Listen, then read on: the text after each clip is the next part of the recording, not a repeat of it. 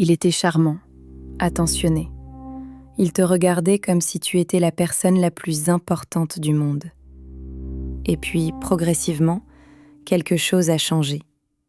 Tu t'es mis à douter de toi, à t'excuser pour des choses dont tu n'étais pas responsable, à marcher sur des œufs dans ta propre relation. Et aujourd'hui, tu te demandes si ce que tu vis a un nom. Oui, ça s'appelle l'emprise d'un pervers narcissique. Et dans cette vidéo, je vais te donner les 7 signes concrets que tu es peut-être dans cette dynamique et ce que la psychologie dit pour t'en sortir. Bienvenue sur Parle-moi comme un psy, l'endroit où la psychologie devient claire, humaine et utile pour ta vie de tous les jours. Une précision importante avant de commencer. Le terme pervers narcissique n'est pas un diagnostic psychiatrique officiel au sens du DSM-5. C'est un concept popularisé par la psychiatre Marie-France Irigoyen à la fin des années 90 pour désigner une dynamique relationnelle toxique marquée par la manipulation, l'absence d'empathie et le besoin de contrôle. Cette dynamique est bien réelle, quel que soit le nom qu'on lui donne. Signe numéro 1. Au début, tout était trop parfait. Les psychologues appellent ça le love bombing. Compliments constants, déclarations d'amour très rapides, attention exclusive, impression d'être enfin compris comme jamais. Le manipulateur narcissique commence toujours par te mettre sur un piédestal. Pourquoi ? Pour gagner ta confiance absolue avant de l'utiliser contre toi. Cette phase peut durer quelques semaines ou plusieurs mois. Puis, progressivement, le masque tombe. Et le contraste entre cette période dorée et ce qui suit crée une dépendance émotionnelle très puissante. Tu passes le reste de la relation à tenter de retrouver cette version parfaite, qui, en réalité, n'a jamais existé. Signe numéro 2.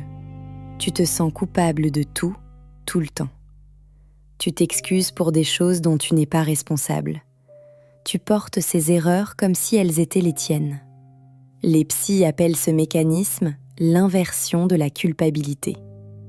Le manipulateur te fait porter la responsabilité de tout ce qui ne va pas, y compris de ses propres défaillances.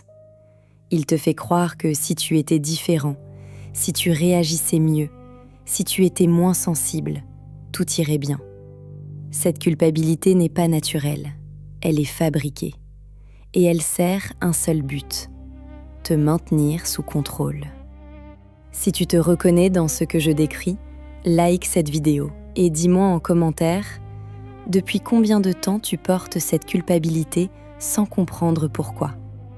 Ton témoignage peut aider des centaines de personnes à mettre des mots sur ce qu'elles vivent. Signe numéro 3. Tu doutes de ta propre perception de la réalité. Tu te souviens d'une dispute, de ce qu'il a dit, de ce qu'il a fait. Et pourtant, quand tu en parles, il te regarde comme si tu inventais. Il te dit que tu exagères, que tu es trop sensible, que ça ne s'est pas passé comme ça. Et petit à petit, tu commences à douter de ta propre mémoire. Ce mécanisme a un nom, le gaslighting.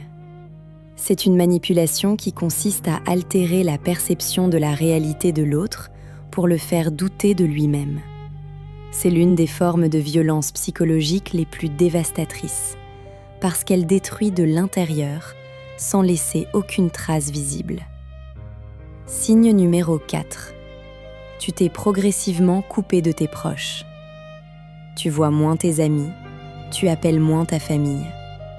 Et quand tu y réfléchis, tu réalises que ça s'est fait doucement, presque naturellement.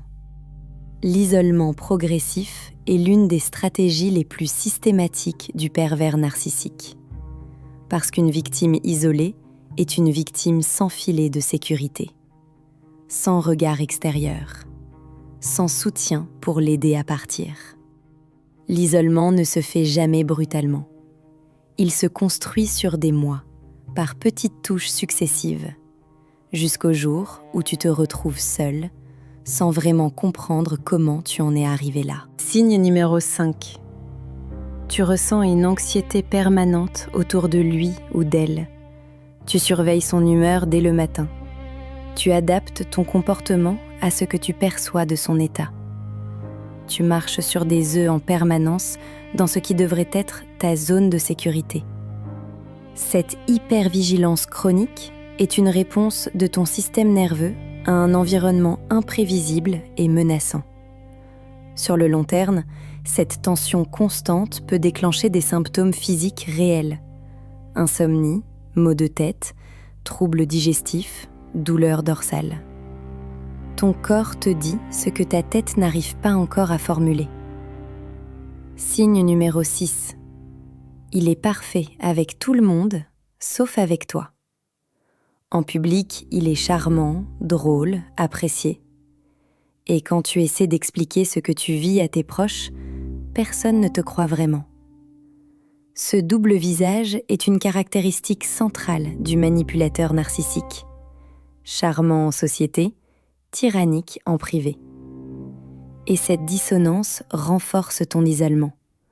Si tout le monde le voit bien, peut-être que le problème, c'est toi. C'est exactement ce qu'il veut que tu penses. Signe numéro 7. Quand tu veux partir, il redevient l'homme ou la femme dont tu es tombé amoureux. C'est le mécanisme le plus dévastateur de tous et celui qui maintient le plus de personnes prisonnières. Les psychologues appellent ça le hoovering, du nom de l'aspirateur, parce qu'il te réaspire à chaque tentative de fuite. Dès que tu prends de la distance, il redevient attentionné, il fait des promesses, il s'excuse. Juste assez pour que tu restes.